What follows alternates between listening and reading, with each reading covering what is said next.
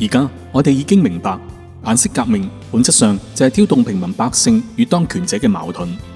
要知道，國與國之間必然會有利益衝突，每個國家都會為咗自己國民嘅最大利益向外爭奪資源，包括歷史上嘅八國聯軍、日本侵華，正係國家間武力掠奪資源嘅例證，就如遊戲 AOE 一樣。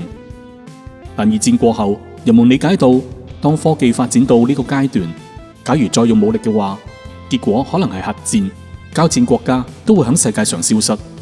因此，國與國之間嘅競爭轉變為冇硝煙嘅戰爭。喺過往嘅主日信息中已經介紹過，美國點樣用金融戰掠奪日本及歐洲各國。而顏色革命嘅出現，目的就係唔用外力嘅軍事方式強攻入侵，而係用內爆方式挑動敵對國家自行爆炸瓦解，最終因為窮困不得不成為別國嘅附庸，將資源奉上。顏色革命嘅出現，往往先透過議程設定，響敵國製造人民與當權者嘅矛盾。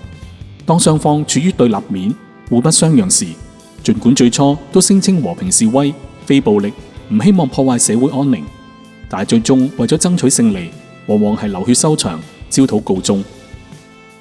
例如2010年吉爾吉斯革命。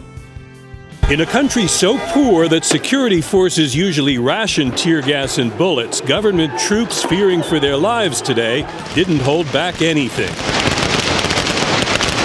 The sparks that set off these protests in Kyrgyzstan's capital city Bishkek were corruption, poverty, and rising prices, including a 200% hike in electricity bills.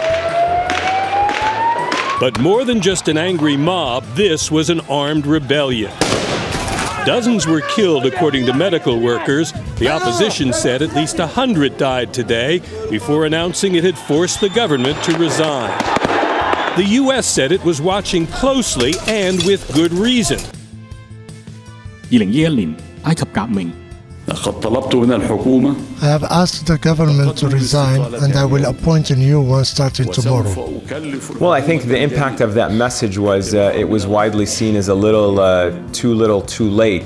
He almost failed to realize that the anger and the protesters had one goal in mind, and that was him. They weren't upset about policies, they weren't upset about ministerial postings, they weren't upset about declarations, they were really upset about the president. They feel that the president had usurped his powers, had driven Egypt into the wrong direction for nearly 30 years, and had eroded the dignity of life that they want. Where I actually am is 24 floors above the NDP headquarters in a building not far from our bureau, but to try and get more of an idea of what is going on out there. Now, at the moment, the NDP headquarters is impossible to make out the shape of even the building. There is so much black smoke pouring out from it. Probably the most iconic moment for me, seeing the National Democratic Party headquarters go up in flames and seeing it burnt out and no one coming to its rescue. No one even bothered to try and put it out. 2014年烏克蘭示威。The apocalyptic scene in central Kiev tonight. A firewall of blazing tents and smoking tires as protesters defiantly lob firecrackers and other missiles. Confronting them, a barrage of riot police using water cannon trucks to push their way forward. This protester, Lyudmila, says she's not afraid. I've been standing here 3 months already, she says. I'm here for Ukraine and for my family. A new and deadly phase in the fight for Ukraine's future, which had earlier turned the center of the city into a virtual war zone. Protesters lobbying rocks and Molotov cocktails. The police retaliating with rubber bullets, stun grenades, and reportedly live ammunition. The clashes lasted for hours and led to deaths on both sides, as well as hundreds of people injured. 及2020年白俄羅斯示威。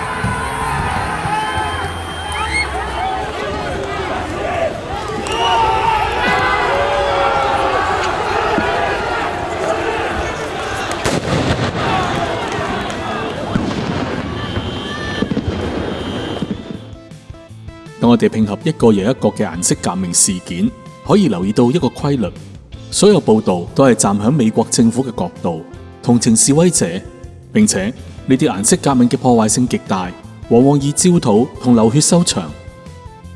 原本香港亦會成為受害者之一，並且當時嘅報道以一面倒，站喺示威者嘅一方，指責政府嘅所作所為。呢啲報道嘅目的就係要鼓吹人民對政府嘅不滿，從而推翻現有政府。然而響最後關頭，因着錫安嘅分享，拆穿咗佢哋嘅陰謀，示威者嘅勢力就好似突然被瓦解一樣，整場革命亦無以為繼。